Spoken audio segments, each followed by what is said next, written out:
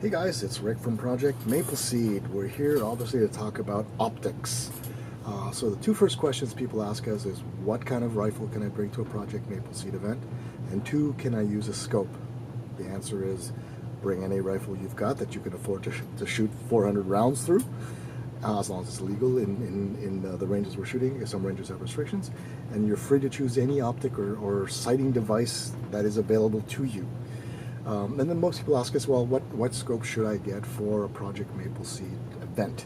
I guess if you're only buying something for a Project Mapleseed event or just general plinking, which is typically 25 yards to 50 yards, then you really should get a dedicated rimfire scope. Rimfire scopes are set up, the optics are set up so that you get a clear target focus at 25 yards and that you don't have to monkey around with it. So rimfire scopes typically are set up for that. The other feature you're looking for in a scope is adjustable objective. If it's not a rimfire scope, if you have an adjustable objective, which means there's a little focusing thing on the bell here, it means you can dial in that focus for that crisp, sharp target focus at 25 yards. Some folks try and dial in that sharpness by adjusting the eyepiece focus. Really, that's not the right thing to do. That is really designed to give you a crisp reticle focus, and that's a separate topic, and that's really to make sure that your crosshairs or whatever reticle you're using is sharp and on as crisp as can be, and that'll give you a perfect point of impact view. So how do you choose? What are all these? If I've got a scope, how do I know which one? If you have the luxury of buying you have a bunch of scopes, well, which one is appropriate for it? Really what we're looking for in terms of, power factor, something in the 2 to 7 or 3 to 9 or a fixed 4 power. Those are the ones that we'd recommend you choose or pick within. If you can still get down to around that range of the 4 or 5 power, great, then you're all set to go. Anything more than that, I mean, what you do is two things. One is you introduce a lot of movement in that sight picture, because not everyone is going to be as steady as one of those super shooters who rock steady, right? And every time you breathe or every time you change positions, that thing is going to be moving around and it's going to be distracting.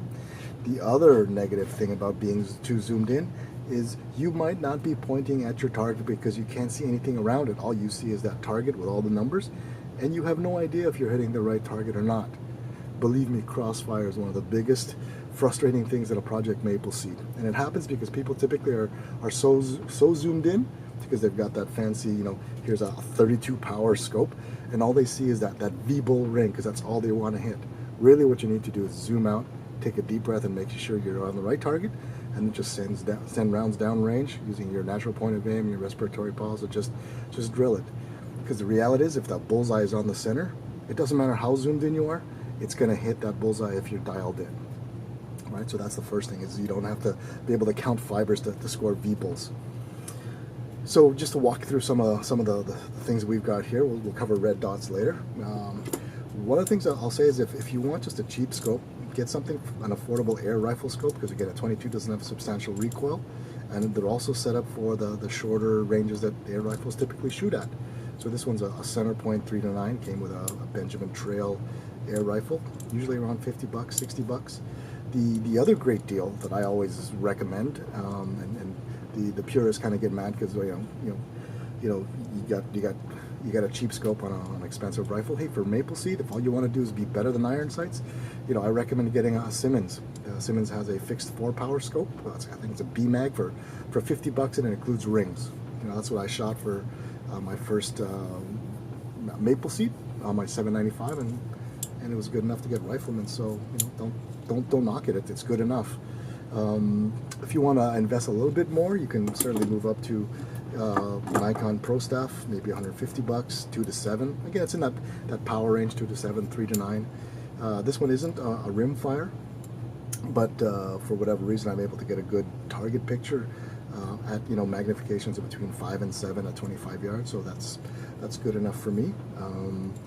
What else is there? A lot of these three aren't really suitable. This is a fixed 10 power. I'm just saying that you can use fixed power scopes. This one's got an adjustable parallax. This one is actually pretty good that I can dial in, but again, it's a 4 to 20. So if you've got a 4 to 20 scope, great, shoot at the lower end, or 6 or 7 if you want to. But again, I think it's overkill. You don't need that much, but it's there if you have it. Bring it. I think that the thing is, if you want to try it out and it's a little blurry, dial back that power factor until you hopefully get a clear target picture. The other one's kind of an 832. This is my long range scope. Again, it's got adjustable parallax, so I could make it work, but the minimum is 8, so it's not really the best. It'll be a little too close. I think, again, the sweet spot is between 4 and 6 power, and that's it. So just touching on red dots. I mean, you can use a red dot. There's nothing wrong with using a red dot. It's just another aiming device. Instead of a reticle, you've got a dot. The thing you got to be careful of on the red dots, and this is a cheap Bushnell Woodsman, is the size of the red dot. Usually it's expressed in MOA, or minutes of angle. Typically you'll see 2 MOA, 3 MOA, or 4 MOA. If you've got one, make sure it's less than 4, because a 4 MOA dot is roughly the same size as our targets. It's a 4 MOA target, so your big red dot is going to be sitting right on top of the target, and you might not be directly aligned.